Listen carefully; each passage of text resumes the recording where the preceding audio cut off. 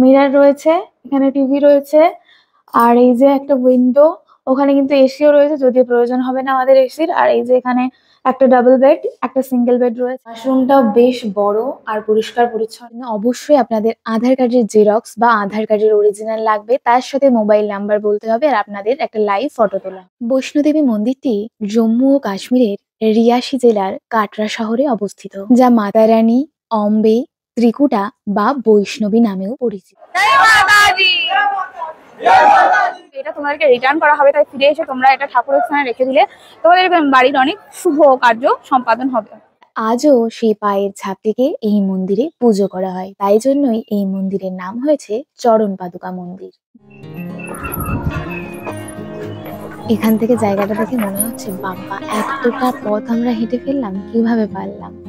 এখান দিয়েও যাওয়া যাবে, এখানে লেখা আছে ওয়ে টু ভবন, ওখানেও লেখা আছে ওয়ে টু ভবন। ভৈরবনাথকে বর দিয়েছিলেন তার মন্দির দর্শনের পর ভৈরবনাথের মন্দির দর্শন করলে তবেই এই যাত্রা ফলপ্রসূ হবে। এই হলো সেই ব্যাটারি গাড়ি, যেটা আপনাদের আগে থেকেই অনলাইনে বুক করতে হবে। ভীষণ ক্লান্ত হয়ে পড়েছি, অবশেষে অনেকটাই চলে এসেছি, আর 1.5 কিলোমিটার মতো বাকি রয়েছে। এনার্জি প্রায় ক্ষীণ হয়ে গেছিল, ঠিক আমার ফোনের ব্যাটারির মতো। Hello everyone, welcome back to my channel. আমি প্রিয়া, আজ তোমাদের সামনে আবারও একটা নতুন ভিডিওর সাথে। জম্মুতে এটা আমাদের প্রথম সকাল। বৈষ্ণোদেবী যাত্রার উদ্দেশ্যে আমরা রওনা দিয়েছি। এখন ঘড়ির কাঁটায় 10টা 14, আর আজকে তারিখ হলো 2 এপ্রিল। আমরা এখন রয়েছি বানগঙ্গা নদীর তীরে অবস্থিত একটি ছোট্ট শহর কাটরাতে। বৈষ্ণোদেবী ধামের উদ্দেশ্যে রওনা দিতে গেলে আপনাদের কিন্তু আশ্রয় নিতে হবে এই কাটরা শহরে। তাই ভাবলাম বৈষ্ণোদেবী যাত্রার এক্সপিরিয়েন্স শেয়ার করার আগে আপনাদেরকে আমাদের হোটেলের রুমগুলো একটু দেখিয়ে দিই। কাটরাতে 2 রাত আমরা এই রুমেই ছিলাম। কাটরা শহরে আপনারা অনায়াসেই 700 থেকে 2000-এর মধ্যে যে কোনো হোটেল পেয়ে যাবেন। এসি, নন এসি সমস্ত কিছুই অ্যাভেলেবেল রয়েছে, আপনারা আপনাদের প্রেফারেন্স অনুযায়ী সেটা নিতেই পারেন। আমরা যে হোটেলে ছিলাম তার নাম হোটেল তারানাথ। তো রুম তো বেশ ভালোই রয়েছে, এখানে একটা মিরর রয়েছে, এখানে টিভি রয়েছে, আর এই যে একটা উইন্ডো, ওখানে কিন্তু এসিও রয়েছে, যদিও প্রয়োজন হবে না আমাদের এসির। আর এই যে এখানে একটা ডাবল বেড, একটা সিঙ্গেল বেড রয়েছে। এবার চলো ওয়াশরুমটা তোমাদের একটু দেখিয়ে দিই। ও হ্যাঁ, এখানে কিন্তু একটা ওয়ার্ডরোবও রয়েছে, ঠিক আছে। আর এই হলো ওয়াশরুম। ওয়াশরুমটাও বেশ বড় আর পরিষ্কার পরিচ্ছন্ন। এখানে একটা বেসিন রয়েছে, তো এর থেকে বেশি আর কিছু দেখানোর নেই। হ্যাঁ, আর যেটা মেন ইম্পর্টেন্ট সেটা হলো এই যে গিজার। গিজারও রয়েছে, অসুবিধা নেই, স্নান করতে পারবো আরামসে, কারণ পুজো দেওয়ার জন্য সত্যিই স্নানটা ভীষণ ম্যান্ডেটরি। শুদ্ধ বস্ত্রে অবশ্যই পুজো দিতে যাব, সেই জন্য গরম জলের প্রয়োজন। তো সবকিছুই রয়েছে। সকালটা আমাদের শুরু হয় গরম গরম বেডটি দিয়ে। চলুন জানলা দিয়ে আপনাদের হোটেলের সামনেটা একটু দেখিয়ে দিই। এই যে রাস্তাটা দেখতে পাচ্ছেন, এখান থেকেই শুরু হবে আমাদের বৈষ্ণোদেবী যাত্রা। মেনলি জানলাটা খুলেছিলাম বাইরের ওয়েদারটা একটু দেখার জন্য। অ্যাকচুয়ালি এপ্রিল মাসে পাহাড়ে কিন্তু মাঝে সাঝে বৃষ্টিপাত হয়, সেই মতো রেনকোট, ছাতা সমস্ত কিছুই নিয়ে এসেছি, তবে বাইরের ওয়েদার দেখে মনে হচ্ছে না সেগুলোর কোনো প্রয়োজন হবে। সকাল সকাল স্নান সেরে রেডি হয়ে চলে এসেছি খাওয়া দাওয়া করতে।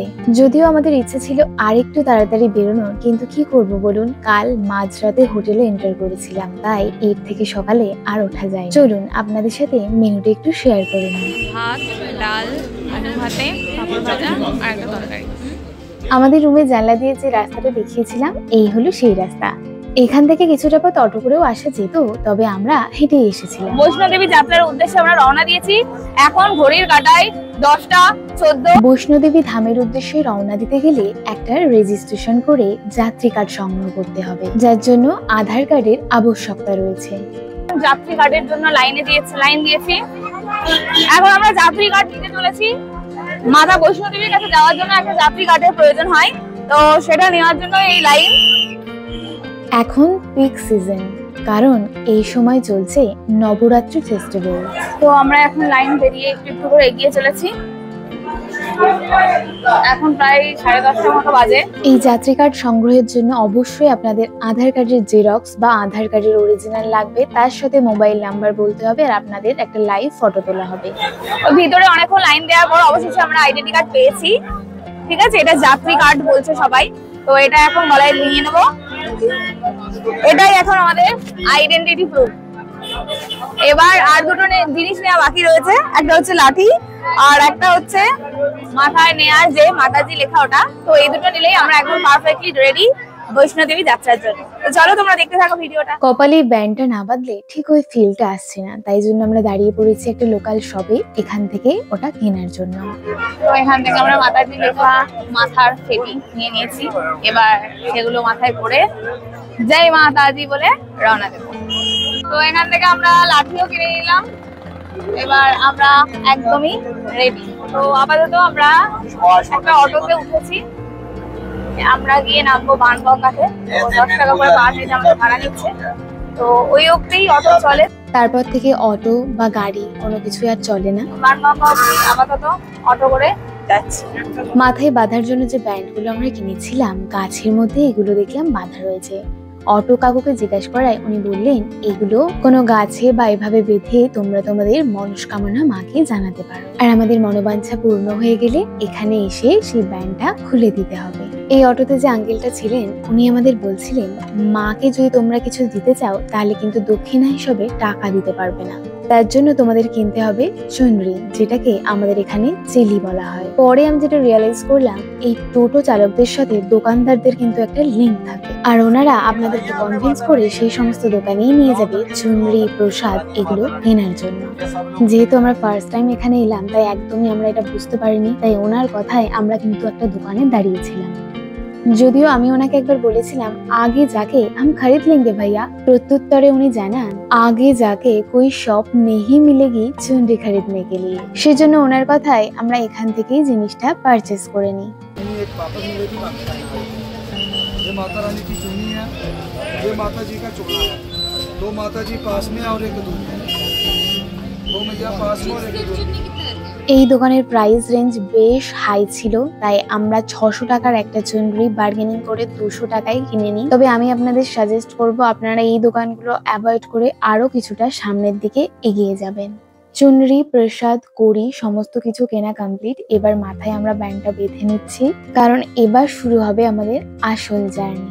বৈষ্ণোদেবী মন্দিরটি জম্মু ও কাশ্মীরের রিয়াসি জেলার কাটরা শহরে অবস্থিত, যা মাতা রানী, অম্বে, ত্রিকুটা বা বৈষ্ণবী নামেও পরিচিত। প্রতি বছর লক্ষ লক্ষ ভক্তের আগমন হয় এই মন্দিরটিতে, এবং ভক্তদের বিশ্বাস অনুযায়ী মাতা রানীর দর্শন করলে সমস্ত দুঃখ এবং বিপদ থেকে মুক্তি লাভ করা যায়। এই বৈষ্ণোদেবী হলেন হিন্দু দেবীর একটি রূপ, যিনি মা দুর্গা, লক্ষ্মী এবং সরস্বতীর অবতার রূপে পূজিত হন। এই বৈষ্ণোদেবী মন্দিরটি ত্রিকুট পর্বতের উপর অবস্থিত, যা কাটরা শহরের বিখ্যাত একটি তীর্থস্থান। এখন আমরা চলে এসেছি চেকিং পয়েন্টে, আর এখানে এসে দেখি প্রচন্ড ভিড়। যেহেতু নবরাত্রি ফেস্টিভ্যাল চলছে তাই জন্য দেখতেই পাচ্ছেন ভক্তদের প্রচুর সমাগম হয়েছে এই সময়। অ্যাকচুয়ালি এট ফার্স্ট আমরা একদমই বুঝতে পারিনি যে এখানে কি হতে চলেছে, বাট পরে বুঝলাম এটা just way to security purpose. আর এখানে কিন্তু ছেলে আর মেয়েদের আলাদা আলাদা লাইন ছিল। তো এখানে আমরা এখন লাইনে দাঁড়িয়ে আছি। এই বৈষ্ণোদেবীর মন্দিরটি ত্রিকুট পর্বতের প্রায় 5000 ফুট উচ্চতায় অবস্থিত। জয় মাতাজি, জয় মাতাজি। যদিও এটা আমার কাছে প্রথম বৈষ্ণোদেবীর উদ্দেশ্যে যাত্রা, তবে আমার মনে হয় যেহেতু নবরাত্রি ছিল সেই কারণেই এতটা ভিড় ছিল সেদিন। এই চৈত্র মাসে অনুষ্ঠিত নবরাত্রি উৎসবকে চৈত্র নবরাত্রি বলেও অভিহিত করা হয়। এই সময় মাতার দর্শন করলে সত্যি পুণ্য লাভ হয়।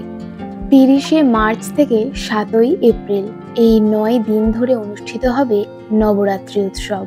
9 দিনব্যাপী অনুষ্ঠিত এই নবরাত্রি উৎসবে দেবী দুর্গার 9টি ভিন্ন রূপের পুজো করা হয়ে থাকে। তোমাদের আগেই বলেছিলাম ছেলে আর মেয়েদের আলাদাভাবে চেকিং হচ্ছিল, তো সেই কারণে আমরা আমাদের হাজবেন্ডদের খুঁজে পাচ্ছিলাম না। খুঁজে পেয়েছি বরকে, এই যে চেকিং কমপ্লিট করে বরদেরও খুঁজে পেয়ে গেছি। এখন চারজনই একসাথে হয়ে গেছি, এবার আমাদের আসল যাত্রা শুরু। তো সবাই প্রেম সে বলো জয় মাতাজি। চলো যাত্রা শুরু। রাস্তার ধারে খাবারের দোকান থেকে শুরু করে বিভিন্ন ধরনের দোকান তোমরা পেয়ে যাবে। প্রচুর ফটোশপের দোকানও রয়েছে রাস্তার ধারে, ওখানে তোমরা লোকাল ড্রেস পরে ঠাকুরের পাশে বসে ফটো তুলতে পারো। এই যেমন এই দোকানটাতে তোমরা দেখতে পাচ্ছ অনেক দেবদেবীর মূর্তি রয়েছে, প্লাস সুন্দরভাবে ডেকোরেট করা। এখানে তোমরা ফটো তুলতে পারো ইচ্ছা হলে। এই রাস্তাতে এসে যদি তোমরা হেঁটে যেতে চাও তাহলে এই রাস্তা দিয়ে যাবে, আর যদি তোমরা ঘোড়া নিতে চাও তাহলে কিন্তু এখান দিয়ে নেমে তোমাদের ঘোড়া নেওয়ার জন্য ডিল করতে হবে। জানি না দেখতে পাচ্ছ নাকি, ওই যে রয়েছে ওখানে কিন্তু প্রচুর ঘোড়া রয়েছে, ওই সাইডে কিন্তু ঘোড়া রয়েছে।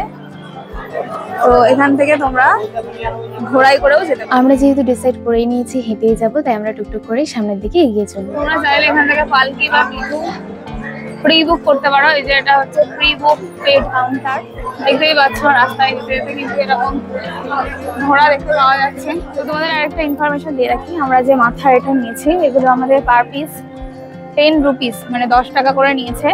আর যে লাঠিগুলো আমরা নিয়েছি এগুলো কত নিয়েছে? 50 টাকা। এগুলো আমাদের 4টে দিয়েছে, বলেছে রিটার্ন করলে 40 টাকা ফেরত দেবে আমাদেরকে। তো এই যে আমরা নিয়ে নিয়েছি, একদম প্রথমের দিকে আমরা নিয়ে নিচ্ছি লাঠিগুলো। তবে তোমরা প্রথমের দিকটা অ্যাভয়েড করে কিন্তু আরো কিছুটা এগিয়ে এসে লাঠিটা নিতে পারো, কারণ আমরা যেটা ফেস করছি প্রথমের দিকে কিন্তু লাঠির অতটা প্রয়োজনীয়তা হবে না।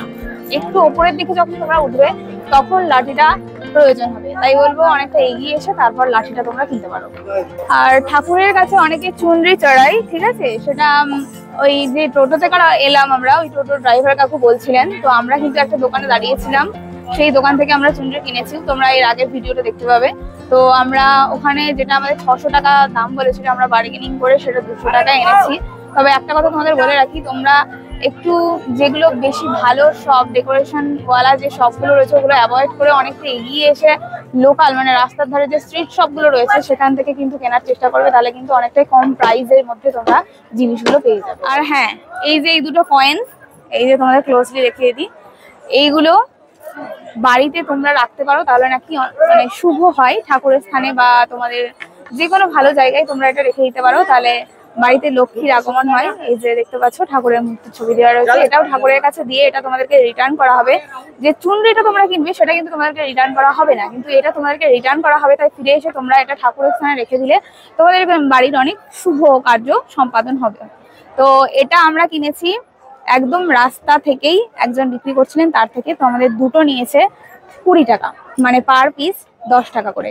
আর যে দোকান থেকে আমরা চুনরিটা কিনেছিলাম সেখানে কিন্তু ওরা কিনেছে, আমাদের সাথে যারা রয়েছে, যে দাদা আর আমার এক যা রয়েছে, তারা কিন্তু ওই দোকান থেকে কিনেছিল। তো তাদের 3টে 50 টাকা নিয়েছিল।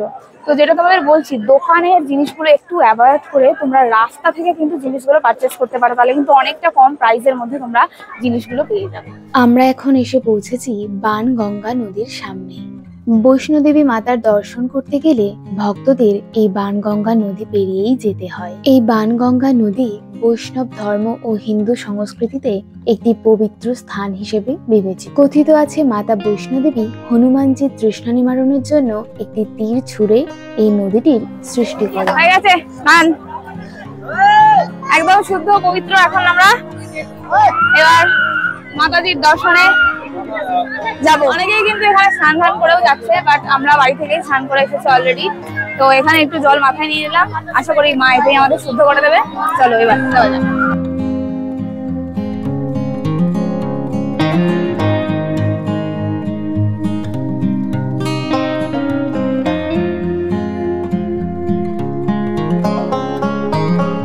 তো যাওয়ার পথে এখানে আমরা একটা ভবন দেখলাম, এটা হচ্ছে শুভ্র ভবন।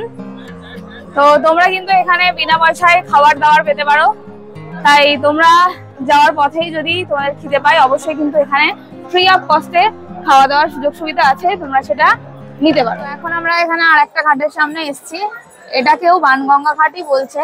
এটা অ্যাকচুয়ালি বাথিং ঘাট নাম্বার 3। তো তোমরা যেতে যেতে এখানে কিন্তু একটু বসে রেস্ট করতে পারো, কারণ এখানে অনেক গাছপালা রয়েছে, তাই পরিবেশটা কিন্তু বেশ ঠান্ডা।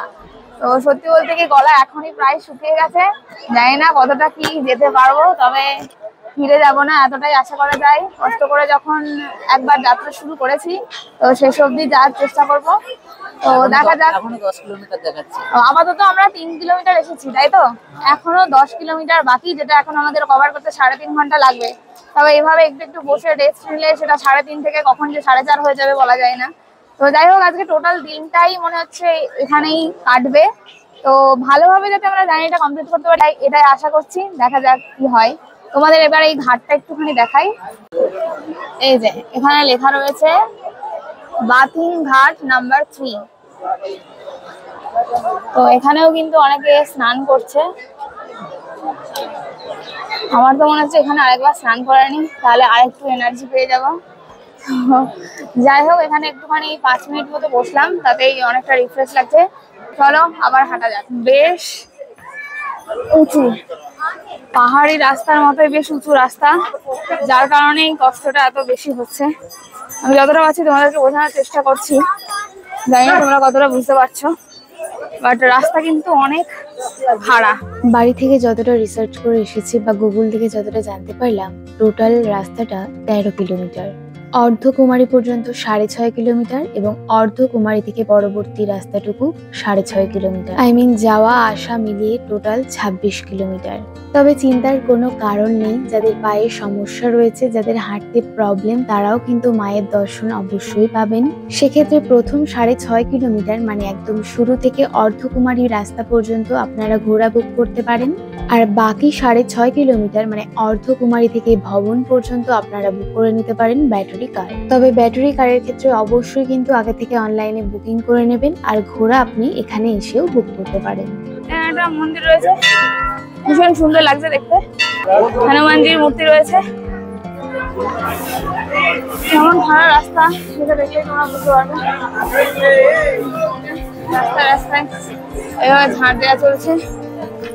এগুলোর স্মেল আর ধুলোতে সত্যি ভীষণ কষ্ট হচ্ছে, আরো বেশি কষ্ট হচ্ছে। তো করার নেই, যেতেই হবে।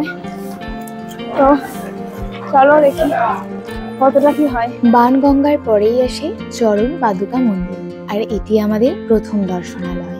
ভৈরবনাথ দেবীকে যখন তাড়া করেছিলেন, তখন তিনি একটি পাথরের উপর পা রেখেছিলেন। সেই পাথরে তার পায়ের ছাপ রয়ে যায়, আর আজও সেই পায়ের ছাপটিকে এই মন্দিরে পুজো করা হয়। তাই জন্যই এই মন্দিরের নাম হয়েছে চরণ পাদুকা মন্দির। বাইরে জুতো খুলে ফোন রেখে আমরা মন্দিরে প্রবেশ করেছিলাম, আর আমি আর গুটি ফিরে আসার পর শুভদা আর আমার হাজবেন্ড গিয়েছিল মন্দিরে দর্শন করতে। এটা হচ্ছে প্রথম দর্শনালয় যেটা থেকে আমরা ঘুরে এলাম। তো তোমরা চাইলে কিন্তু এরকম পালকি করেও যেতে পারো, এরকম সিস্টেমও রয়েছে। বয়স্ক মহিলারা করেই যাচ্ছেন। চরণ পাদুকা মন্দির থেকে ঘুরে আসার পর আমরা একটা দোকানে বসে একটু রেস্ট করছিলাম, আর গুড্ডি বাড়ি থেকে যে ওআরএসটা এনেছিল সেটা বোতলে গুলে নেওয়া হলো, কারণ এখনো জার্নি 20%ও কমপ্লিট হয়নি, আর বাইরে রয়েছে প্রচুর রোদের তেজ। তাই শরীরটা যাতে ডিহাইড্রেট না হয়ে পড়ে তার জন্য ওআরএসটা ভীষণ দরকারি। আর এখানে আমরা শুভদাকে আমাদের লিডার বানিয়ে নিয়েছিলাম, কারণ আমরা খুব ঘন ঘন বসে পড়ছিলাম, যেটা করলে কিন্তু আমাদের ফিরতে অনেকটাই লেট হয়ে যাবে। তাই শুভদা আমাদেরকে কড়া ইনস্ট্রাকশন দিচ্ছিল, আর 1.5 ঘন্টা একদমই বসা যাবে না, টানা হাঁটবো, তারপর আবার 5 মিনিটের জন্য বসে আমরা রেস্ট করবো। তাই শুভদার কড়া ইনস্ট্রাকশনে আবার শুরু হলো আমাদের পথ চলা। মাঝে মাঝে ভীষণ ক্লান্ত লাগছিল আর এনার্জিও কমে আসছিল, তবে তখনই মনের মধ্যে কেউ যেন বলে উঠছিল, চলো বুলাওয়া আয়া হে, মাতা নে বুলায়া হে।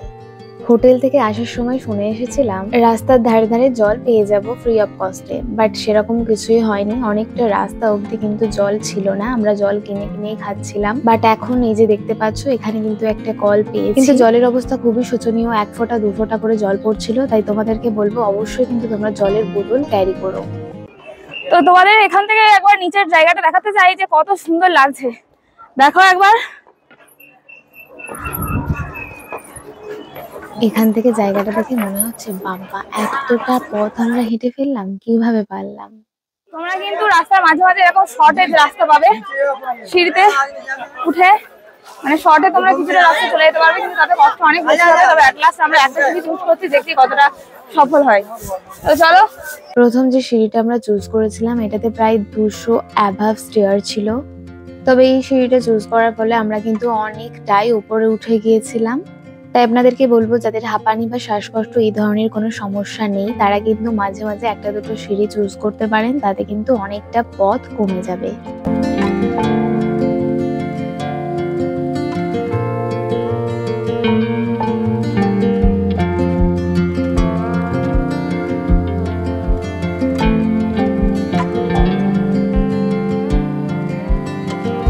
প্রথম সিঁড়িটা নিয়ে আমরা বেশ ভালো বেনিফিট পেয়েছিলাম, তাই সেকেন্ডলি আবারও একটা সিঁড়ি চুজ করেছি আমরা।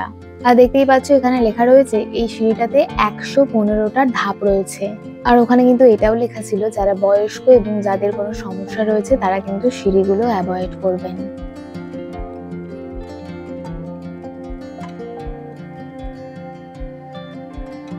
এই সিঁড়িটা ক্রস করার পর আমরা একটা অসাধারণ দৃশ্য দেখতে পাই। পুরো কাটরা শহরটাকে উপর থেকে দেখা যাচ্ছিল, যেটা ভীষণ সুন্দর লাগছিল দেখতে। এখন মন্দিরের অনেকটা কাছে চলে এসেছি, আর এই পোর্শনে এসে দুটো রাস্তা চলে যাচ্ছে। এইদিকে একটা হিমঘটি হয়ে ভবনে যাওয়া যাবে, আর ওইদিকে একটা প্লেন রাস্তা দিয়ে যাওয়া যাবে। এইদিকে প্লেন রাস্তা হয়ে ভবনে যাওয়া যাবে, ওখানে লেখা আছে ওয়ে টু ভবন। আপনারা একটু দোকান খোলা রাখবেন, দেখতে পাবেন। এখান দিয়েও যাওয়া যাবে, এখানেও লেখা আছে ওয়ে টু ভবন, ওখানেও লেখা আছে ওয়ে টু ভবন। ঠিক আছে, আপনারা যে রাস্তাটা আপনাদের চয়েসেবল হবে সেদিক দিয়ে যেতে পারেন। তবে আমি বলবো এই রাস্তাটা একটু চড়াই হতে পারে, তাই জন্য এটার তুলনায় আপনারা কিন্তু ওই রাস্তাটা দিয়ে যেতে পারেন, তাহলে কিন্তু বেটার হবে। আমরা কিন্তু পাহাড়ি রাস্তাটা অ্যাভয়েড করে এই প্লেন রাস্তা দিয়ে যাচ্ছি। এটা একটু গুহা টাইপের, ঠিক আছে। এখানে বেশ ঠান্ডা ওয়েদারটাও রয়েছে। আর এই ওপরে এসে আরেকটা কথা তোদের বলে দেওয়া ভালো, এখানে এসে কিন্তু আর আমাদের অতটাও কষ্ট হচ্ছে না বিকজ অফ দ্য ওয়েদার। এখানে কিন্তু প্রায় ভালোই ঠান্ডা রয়েছে, আমাদের হালকা একটু শীত করছে, তাই জন্য এখানে অতটাও কষ্ট হচ্ছে না যতটা নিচে কষ্ট হচ্ছিল। ছোট্ট একটা টানেল পেরিয়ে আমরা চলে এসেছি আবারও প্লেন রাস্তায়। এই রাস্তা মোটামুটি প্লেন, আর এখান থেকেই চলে ব্যাটারি গাড়ি। আর যেহেতু এই রাস্তার টোটালটাই শেড দেওয়া, সেই কারণে দেখতেই পাচ্ছেন রাস্তার ধারে ধারে অনেকেই বসে বিশ্রাম নিচ্ছেন। আই ক্যান্ট বিলিভ দিস, যে এতটা উঁচুতে আমরা উঠে পড়েছি শুধু হেঁটে হেঁটে, জাস্ট অবিশ্বাস্য। ওই যে আপনারা একটু জুম করেই দেখতে পাবেন, ওই যে এখনো কিন্তু লোক আসছে, যেখান থেকে আমরা এতক্ষণ হেঁটে হেঁটে এলাম সেখানে এখনো লোক আসছে। তাই চলে এসেছি, কষ্ট করে সত্যিই পৌঁছে গেছি। এই হলো সেই ব্যাটারি গাড়ি যেটা আপনাদের আগে থেকে অনলাইনে বুক করতে হবে। ভীষণ ক্লান্ত হয়ে পড়েছি, অবশেষে অনেকটাই চলে এসেছি। আর 1.5 কিলোমিটার মতো বাকি রয়েছে, আর কিছুটা গেলেই আমরা বৈষ্ণো দেবী মাতার দর্শন পেয়ে যাব। এরপর গিয়ে আমাদের ফোন ব্যাগ সব লকারে রেখে দিতে হবে, আর তারপর আমরা মায়ের দর্শন পাবো। তো তোমাদের সাথে মায়ের দর্শন করে তারপরে আবার ফিরে আসতে পারবো কিনা বলতে পারছি না, কারণ আমার ফোনের চার্জ একদম শেষ।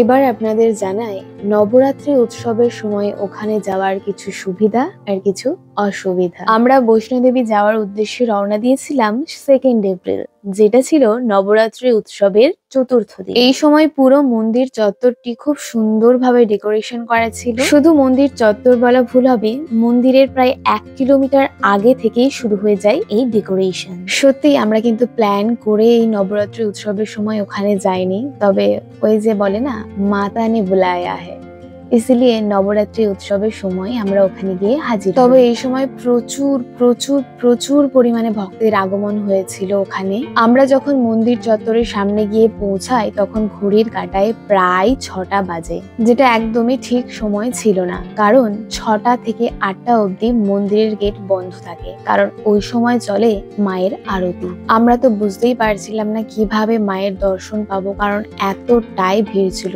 লকারের সামনে লম্বা লাইন, আর মায়ের মন্দিরে যাওয়ার সামনেও ছিল লম্বা লাইন। অবশেষে আমরা জুতো, মোবাইল সমস্ত কিছু হাজবেন্ডের কাছে দিয়ে দিই এবং ওরা দুজন গিয়ে লকারের সামনে লাইন দেয়, আর আমরা দুজন দাঁড়িয়ে যাই মন্দিরে ঢোকার লাইনে। এখানে যে ফুলের ডেকোরেশন গুলো আপনারা দেখতে পাচ্ছেন, এগুলো সমস্তটাই কিন্তু অরিজিনাল ফুল, আর প্রত্যেক দিন এই ফুল পরিবর্তন করে দেওয়া হয়।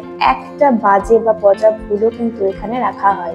দীর্ঘ 2 ঘন্টা আমরা লাইনে দাঁড়িয়ে থাকি, ওরা লকারের লাইনে আর আমরা মন্দিরে ঢোকার লাইনে। 2 ঘন্টা পর লাইন এগোতে শুরু করে, আর আমরা একসাথে প্রবেশ করি মায়ের মন্দিরে।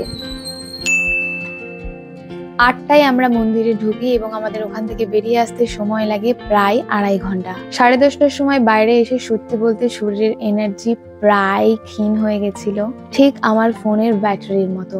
যেইটুকু এনার্জি অবশিষ্ট ছিল সেটা দিয়ে অর্ধকুমারী পর্যন্ত কোনো প্রকারে এসে পৌঁছাই, কিন্তু তারপরে আমার শরীরে আর একটু এনার্জি অবশিষ্ট ছিল না বাড়ি ফেরার জন্য। তাই অবশেষে যেটা আমাদের ইচ্ছা ছিল না সেটাই করতে হলো, ঘোড়া করা হলো অর্ধকুমারীর পরের রাস্তাটুকুর জন্য। আমি আর আমার হাজবেন্ড ঘোড়া করে বাড়ি ফিরি। আমাদের পার হেড চার্জ নিয়েছিল 650, মানে 650 টাকা করে আমাদের নিয়েছিল। তবে আমি আর সত্যি পারছিলাম না, সেই কারণে বাধ্য হয়ে আমাদের ঘোড়াটা করতে হয়। আমরা যখন বাড়িতে ফিরি ঘড়ির কাঁটায় তখন প্রায় 3:30।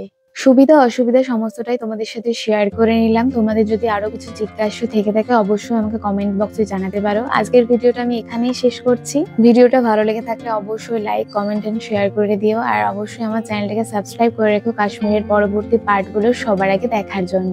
যাওয়ার আগে সবাই মিলে একবার হয়ে যাক প্রেম সে বলো জয় মাতা দি।